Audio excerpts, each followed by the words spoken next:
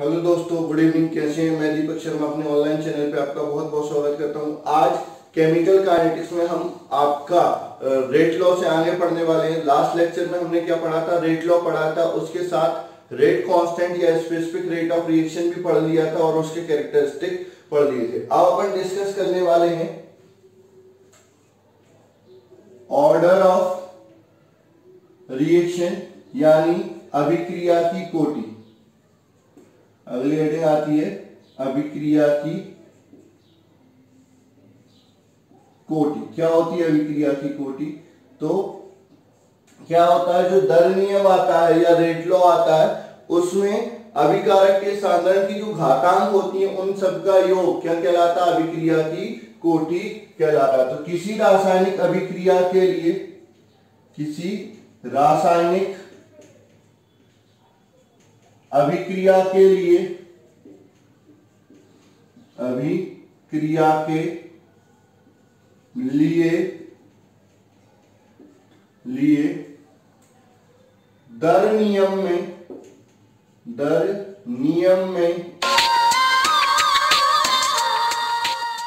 अभिक्रिया के लिए दर नियम में अभिकारक की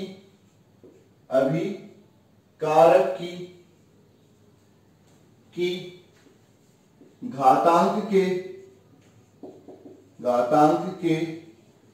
योग को उस अभिक्रिया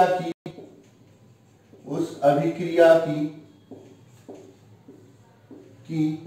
कोटि कहा जाता है। उस अभिक्रिया की कोटि कहा जाता है। ठीक है, तो आपको कभी भी किसी रासायनिक अभिक्रिया की कोटि निकालनी है, ठीक है, तो उसको रासायनिक अभिक्रिया देखकर आप नहीं बता सकते, उसको एक्सपेरिमेंट यानी प्रयोग की सहायता से ही निकाला जाता है। तो अभी पहले समझ लो, फिर मैं ये चीजें लिखवा देता हूं। मान के चलो एक रासायनिक अभिक्रिया ए बी बी क्या बना रहा है आपका? सी प्लस डी बना रहा है। ठीक है, तो इसके लिए जो दर नियम है, मतलब जो रेट लॉ एक्सप्रेशन है या दर नियम है, वो क्या बोलता है? आर बराबर के सांद्रण ए की घात अल्फा सांद्रण बी की घात बीटा। ठीक है, तो जो अभिक्रिया की कोटि होगी उसे एन से प्रदर्शित करते हैं। ठीक है, अभिक्रिया की कोटि को किससे प्रदर्शित करते हैं? एन से प्रदर्शित करते हैं। तो एन बराबर क्या हो जाएगा? अल्फा प्लस बीटा हो जाएगा। जो अभिक्रिया की कोटि हो जाएगी एन बराबर अल्फा प्लस बीटा हो जाएगा। इसमें कुछ महत्वपूर्ण बिंदु है जो आपको याद रखने। यह है शून्य एवं भिन्नात्मक हो सकता है। ठीक है, तो जो अभिक्रिया की कोटि है वो शून्य भी हो सकती है और भिन्नात्मक भी हो सकती है। ठीक है, इसको रासायनिक अभिक्रिया देखकर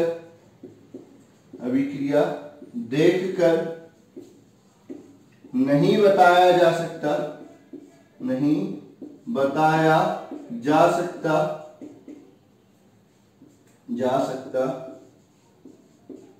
इसे प्रायोगिक रूप से ही ज्ञात किया जा सकता है। ठीक है,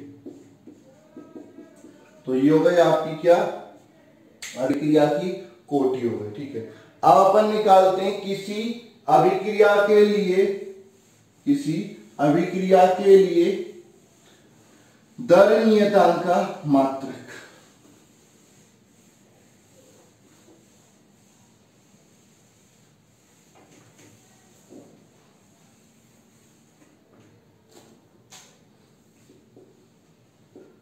किसी रासायनिक अभिक्रिया के लिए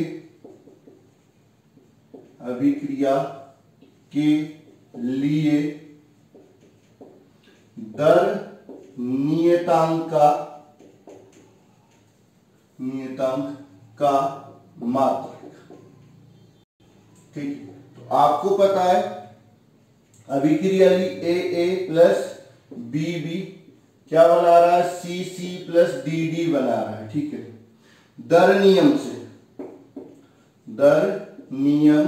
से आर बराबर क्या हो जाएगा, के ए के साधारण की पावर अल्फा बी के साधारण की पावर बीटा। ठीक है, मात्रक निकालना है किसका, के का, तो के बराबर आर बटे साधारण ए की पावर अल्फा साधारण बी की पावर बीटा। ठीक है, अच्छा मात्रक निकालना, आर का मात्रक क्या हो जाएगा, मोल प्रति लीटर प्रति सेकंड या प्रति मिनट। ठीक है, नीचे साधारण का मात्रक क्या होता है, मोल प्रति लीटर की पावर अल्फा, यहां पर क्या हो जाएगा, मोल प्रति लीटर की पावर बीटा। तो के का मात्रक क्या हो जाएगा, ये हो जाएगा मोल प्रति लीटर प्रति सेकंड, नीचे क्या हो जाएगा, मोल प्रति लीटर की पावर अल्फा प्लस बीटा। ठीक है, आधार समान है, घात क्या हो जाएंगे, जुड़ जाएंगे, अल्फा प्लस बीटा को ही क्या बोलते हैं, एन बोलते हैं। तो के बराबर मोल प्रति लीटर प्रति सेकंड बटे मोल प्रति लीटर की घात एन हो जाएगा। तो के का जो मात्रक आएगा वो हो जाएगा मोल प्रति लीटर की पावर एक, अभी तो इस पे एक है, नीचे एन है तो माइनस एन सेकंड इनवर्स। तो ये आपकी दर नियतांक की मात्रक हो जाएगी जो कोटि अभिक्रिया की कोटि पर निर्भर करती है। ठीक है, गैसों के लिए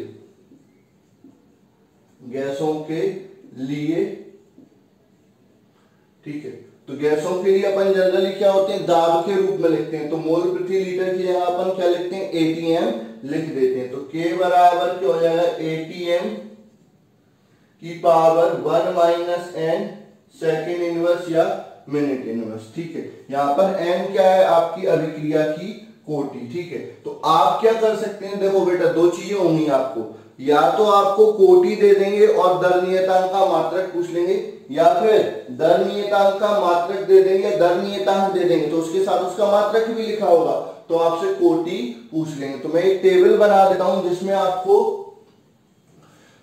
कोटि और दर नियतांक का मात्रक दिया जाएगा। ठीक है, तो टेबल बना लेते हैं, विभिन्न कोटि की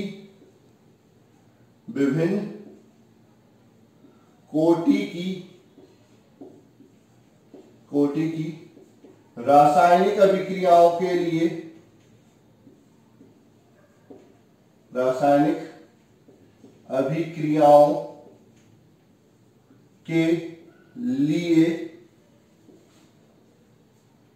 दर नियतांक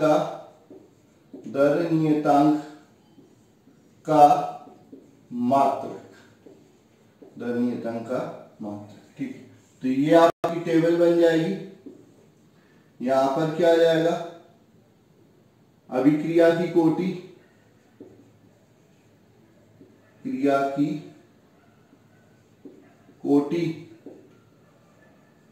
ठीक है, यहां पर आएगा सांद्रण में दर नियतांक का मात्रक, दाब में दर नियतांक का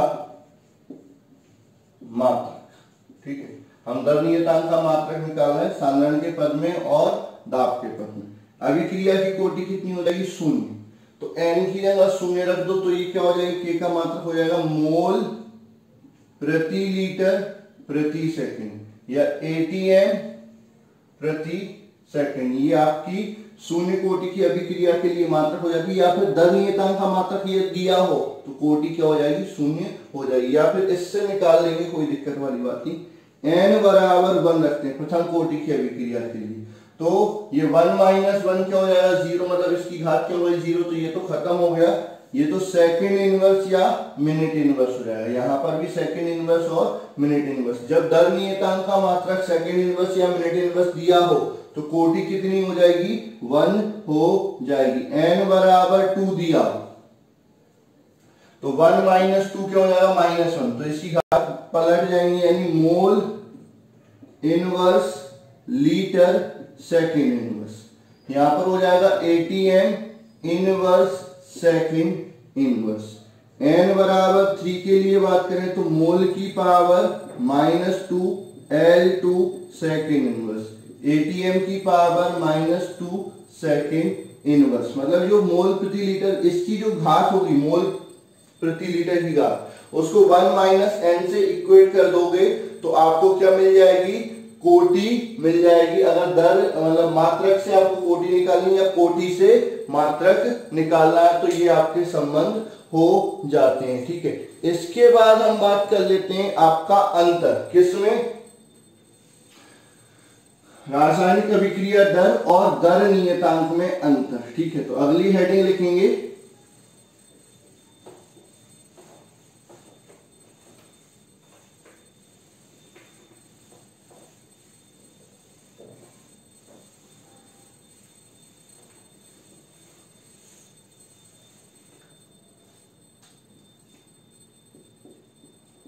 रासायनिक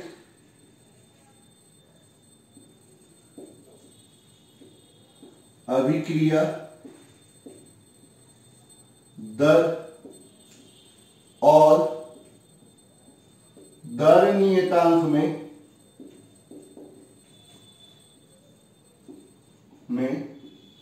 अंतर। ठीक है, तो एक तरफ क्या आ जाएगी? रासायनिक अभिक्रिया दर,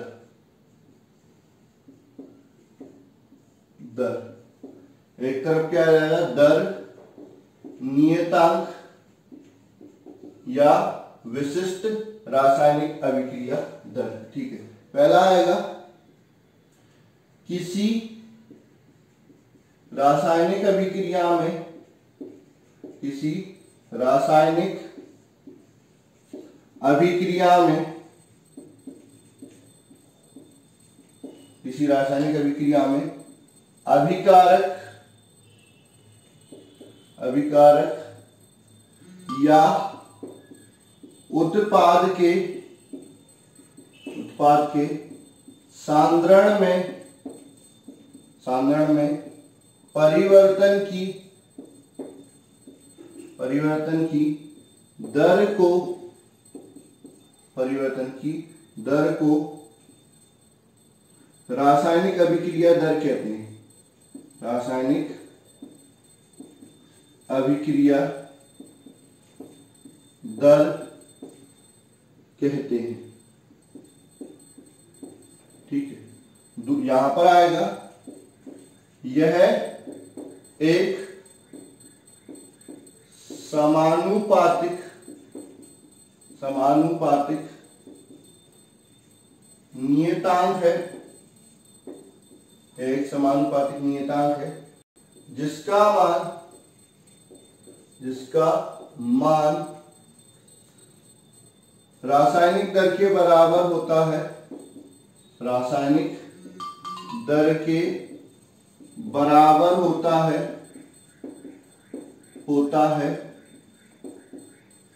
यदि समस्त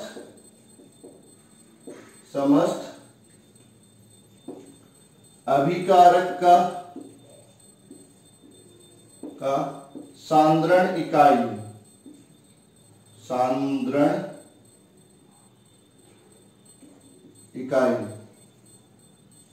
ठीक है, यानी आपके सभी जितने भी रिएक्टेंट हैं तो या जितने भी अभिकारक हैं सबका सांद्रण 1 कर दो तो जितना अभिक्रिया दर का मान होगा वही दर नियतांक का मान हो जाएगा। तो ये हो गया आपका पहला अंतर। दूसरा, सांद्रण परिवर्तित करने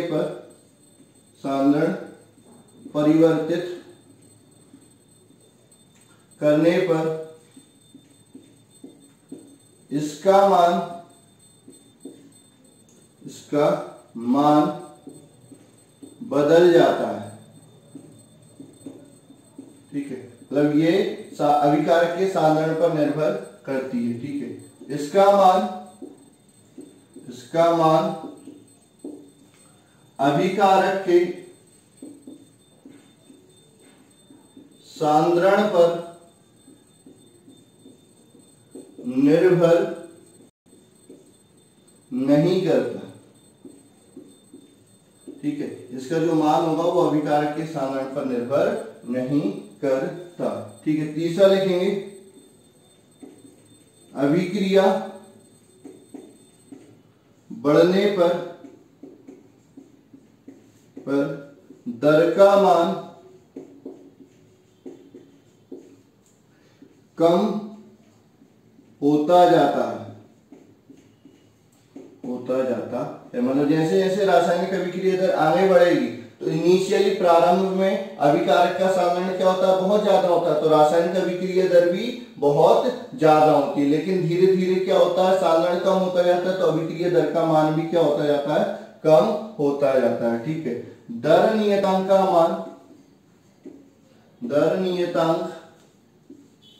का मान अभिक्रिया के साथ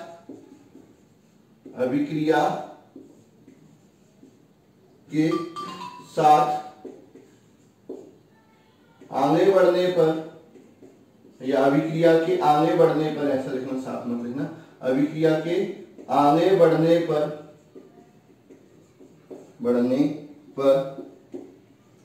परिवर्तित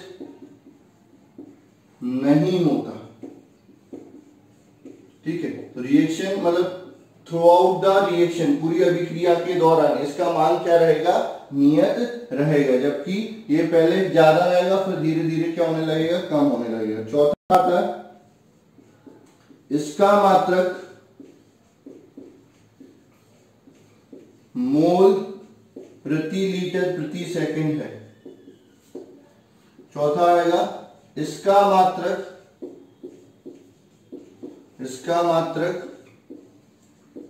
अभिक्रिया की कोटि पर निर्भर करता है। ठीक है, और वो क्या होता है, मोल प्रति लीटर की घात 1 माइनस n सेकेंड इनवर्स हो जाता है। तो ये अंतर हो गया किसमें, रासायनिक अभिक्रिया दर और दर नियतांक। एक बार शुरुआत से समझ लीजिए क्या क्या होता है। पहला ये बोलता है कि रासायनिक अभिक्रिया क्या होती है, अभिक्रिया दर क्या होती है, किसी भी अभिकारक या उत्पाद के साधारण में परिवर्तन की दर क्या कहलाती है, रासायनिक अभिक्रिया दर कहलाती है। ये क्या है, एक नियतांक है जिसका मान रासायनिक अभिक्रिया दर के बराबर होता है, लेकिन कब, जब सारे अभिकारक का साधारण कितना हो, इकाई। ठीक है, साधारण परिवर्तित करने पर, साधारण का मान परिवर्तित करने पर इसका मान भी क्या हो जाता है, बदल जाता है, जबकि साधारण से इस पर कोई प्रभाव नहीं पड़ता है। साधारण का मान बदल भी दोगे तो इसका मान अपरिवर्तित रहेगा। ठीक है, तो इसका मान अभिकारक के साधारण पर निर्भर नहीं करता। अभिक्रिया बढ़ने पर दर का मान क्या हो जाता है, कम हो जाता है। दर नियतांक का मान अभिक्रिया के आगे बढ़ने पर परिवर्तित नहीं होता, यानी पूरी अभिक्रिया में इसका मान उतना ही रहता है। इसका मात्रक क्या हो जाता है, मोल प्रति लीटर प्रति सेकंड, और जबकि इसका मान अभिक्रिया की कोटि पर निर्भर करता है, और इसका मान क्या हो जाता है आपका, मोल प्रति लीटर की घात 1 माइनस n और आपका सेकेंड इनवर्स। ठीक है, अब कुछ और पद आते हैं। ठीक है, सबसे पहले आती है मूलभूत रासायनिक अभिक्रिया। ठीक है, अगली हेडिंग लिखेंगे मूलभूत रासायनिक अभिक्रिया।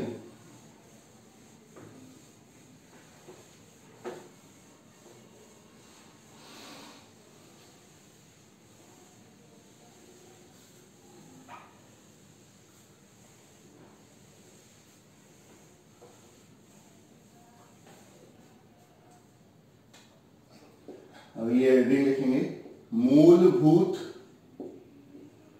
रासायनिक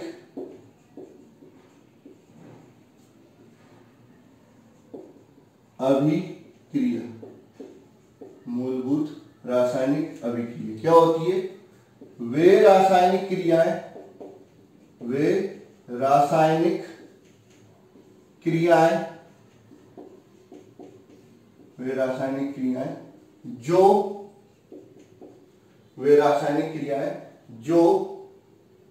एक ही पद में संपन्न हो जाती हैं,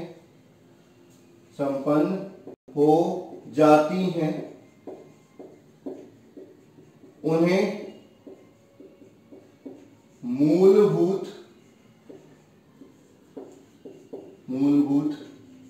रासायनिक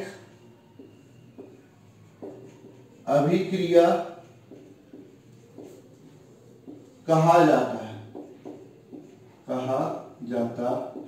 तो अगर आपसे कोई पूछा जाता है कि मूलभूत रासायनिक अभिक्रियाएं क्या होती हैं, वे रासायनिक अभिक्रियाएं जो एक ही पद में क्या हो जाती हैं, संपन्न हो जाती हैं, उसे क्या बोलते हैं, मूलभूत रासायनिक अभिक्रिया बोलते हैं। ठीक है, अब यहां पर आती है अगली पद आता आणविकता।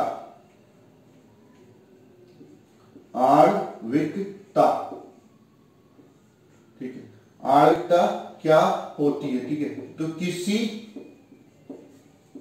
किसी मूलभूत रासायनिक अभिक्रिया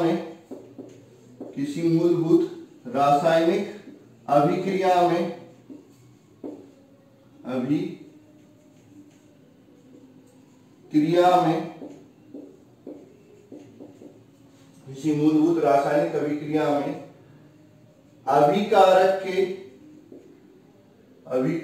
के अणुओं की संख्या को उस रासायनिक अभिक्रिया की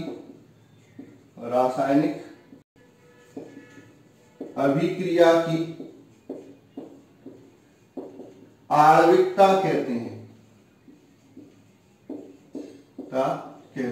यानी कितने अणु एक साथ टकरा रहे हैं कि रासायनिक अभिक्रिया हो जाए, उसको अपन क्या बोलते हैं, आणविकता कहते हैं। ठीक है, जैसे आपका क्या होता है,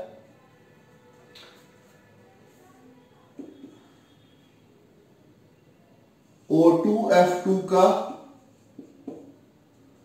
विघटन।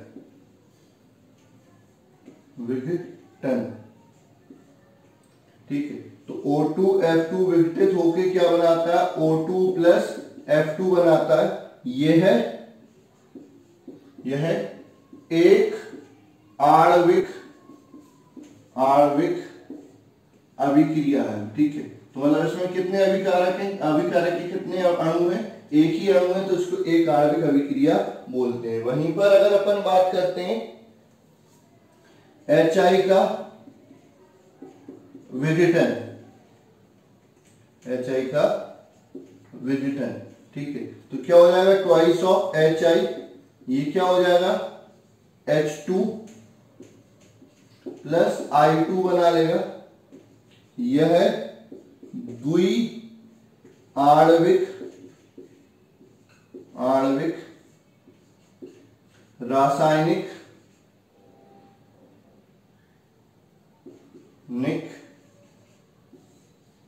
अभिक्रिया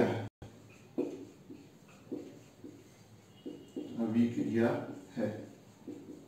ठीक है, तो ये दो आणविक रासायनिक अभिक्रिया हो गई। ठीक है, तो आपकी मूलभूत रासायनिक अभिक्रिया और आणविकता के बारे में मैंने आपको बता दिया। अब अपन बात करते हैं किसकी, संकुल अभिक्रिया की। ठीक है, किसकी बात करते हैं, संकुल अभिक्रिया की बात कर लेते हैं। फिर अपन बात करेंगे आणविकता और अभिक्रिया की कोटि में संबंध, ठीक, ऐसे अंतर। तो अभी अपन बात कर लेते हैं किसकी, संकुल अभिक्रिया की। ठीक है, संकुल अभिक्रिया क्या होती है। ठीक है, तो अगली हेडिंग लिखेंगे संकुल अभिक्रिया।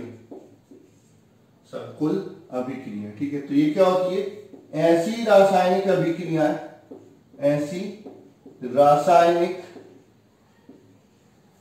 अभिक्रियाएं अभिक्रियाएं जो एक पद में संपन्न नहीं होती, एक पद में संपन्न नहीं होती, बल्कि कई पदों में संपन्न होती हैं,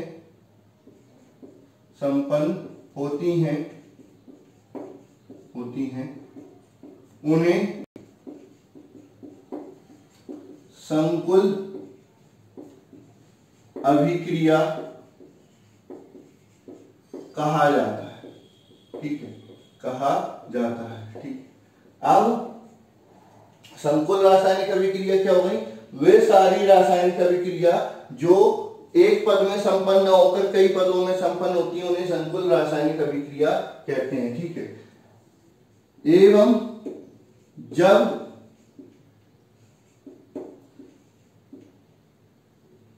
इन सभी पदों को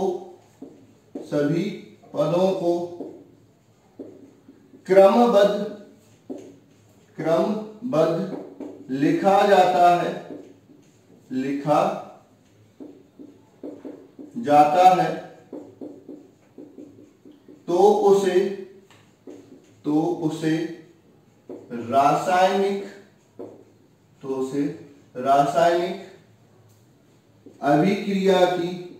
तो उसे रासायनिक अभिक्रिया की क्रियाविधि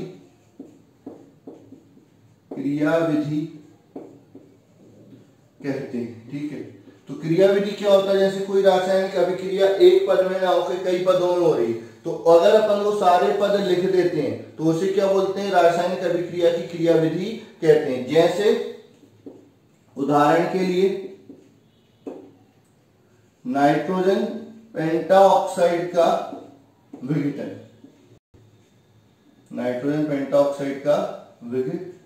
तो आपका क्या होता है? जैसे N2O5 डिकम्पोज होता है, क्या बनाता है?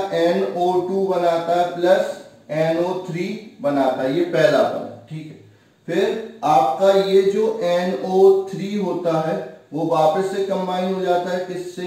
आपका N2O5 से, तो ये आपका क्या बना लेता है? आपका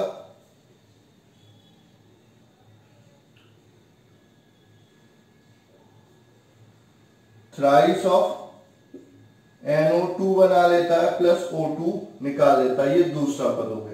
ओवरऑल अभिक्रिया आप देखोगे तो ये दोनों जुड़ जाएंगे, ट्वाइस ऑफ N2O5 बन जाएगा, इधर क्या बनेगा? 4NO2 बन जाएगा प्लस O2 बन जाएगा, ये कुल अभिक्रिया। लेकिन ये कितने पदों में हो रही है? आपके 2 पदों में हो रही है। ठीक है, अब इसमें जो मंद पद होता है वो क्या करता है? आपका अभिक्रिया दर निर्धारण पद कहलाता है। ठीक है, तो इसमें लिखेंगे संकुल अभिक्रिया में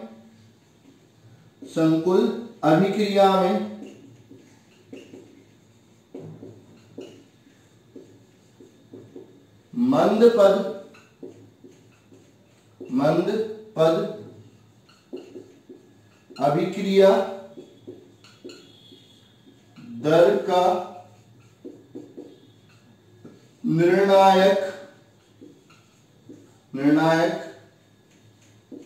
पद कहलाता है। ठीक है, तो अपन क्या बोलते हैं? जो slowest step of reaction is known as rate determining step. ठीक है, अभिक्रिया दर का निर्णायक पद कहलाता है। ये आपसे कई बार आपका फिल इन द ब्लैंक्स और ऑब्जेक्टिव में पूछा जाता है। ठीक है, तो आज हमने क्या पढ़ा? आज हमने पढ़ा कि अभिक्रिया की कोटि क्या होती है। ठीक है, वो किन किन चीजों पर निर्भर करती है। फिर दूसरा हमने पढ़ा आपकी अभिक्रिया दर और दर नियतांक में अंतर क्या होता है। फिर उसके बाद हमने पढ़ा आपका क्या कि ये जो क्या बोलते हैं अभिक्रिया दर नियतांक की इकाई क्या होती है, उससे कैसे निकालते हैं। फिर उसके बाद हमने पढ़ा आपकी आणविकता क्या होती है, मूलभूत रासायनिक अभिक्रिया क्या होती है, संकुल अभिक्रिया क्या होती है और उसमें अभिक्रिया का दर का निर्णायक पद क्या होता है। ये सारी चीजें हमने आज डिस्कस कर ली। अगले लेक्चर में हम आपसे डिस्कस करेंगे क्या, आणविकता और अभिक्रिया की कोटि में अंतर, फिर आपको समाकलित दर समीकरण और अर्ध आयुकाल बताएंगे। ठीक है, तो आज के लिए बस इतना ही। धन्यवाद, मिलते हैं।